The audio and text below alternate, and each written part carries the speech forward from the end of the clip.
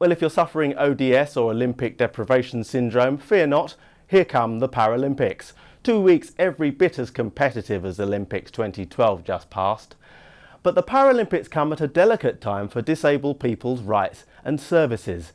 And here to talk to me about that is Ian Pryor, the Guardian sports editor, and Patrick Butler, our social policy editor. Ian, let me start with you.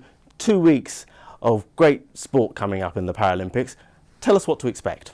I guess first up, for the first time in Paralympics history, you can expect full houses. London will be the first sold-out Paralympic Games, and of the 2.5 million tickets that went on sale, I think all bar a couple of 100,000 have now been sold. So we will see, I think, a very similar atmosphere to a lot of what we saw at the Olympics.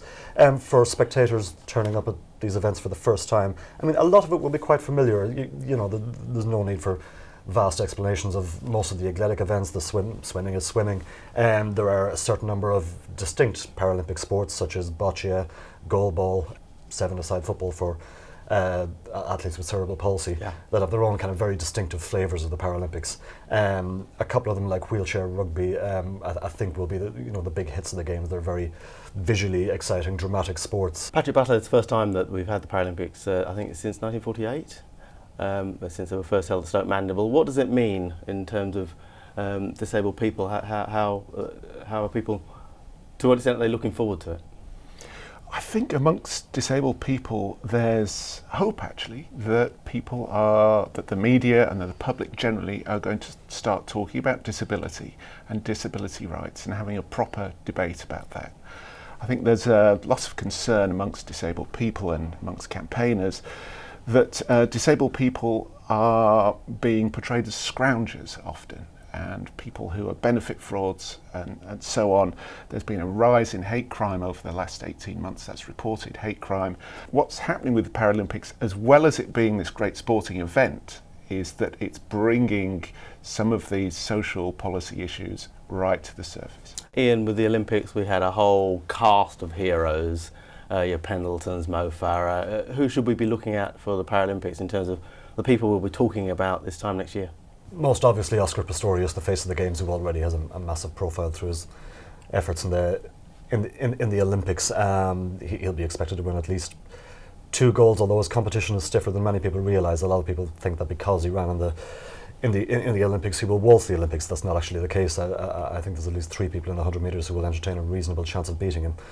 Lee Pearson, the British wheelchair athlete, may well overtake Tanni Gray-Thompson's record and become the most decorated Paralympian ever. So that'll be one of the main narratives of the track. You'll have Ellie Simmonds in the pool, the winner of 2 golds in Beijing. She's going for another 4 this time, although she doesn't. She thinks the competition is a lot hotter than it was in Beijing, and she doesn't really expect to repeat it.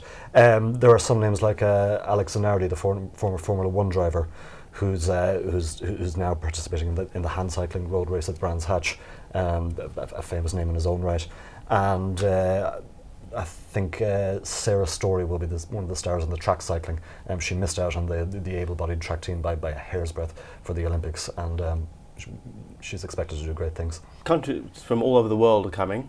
In terms of their advancement, in terms of how they deal with disabled people, where do we fit in?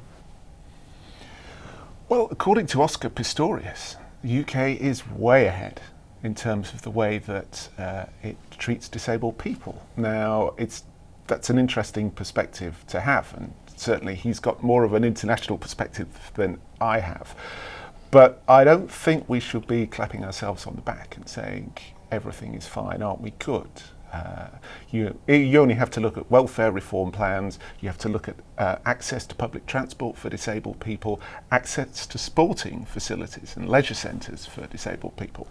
And you can see that all is not well here. We may be ahead of the pack, as it were, but it's not something we should get complacent about.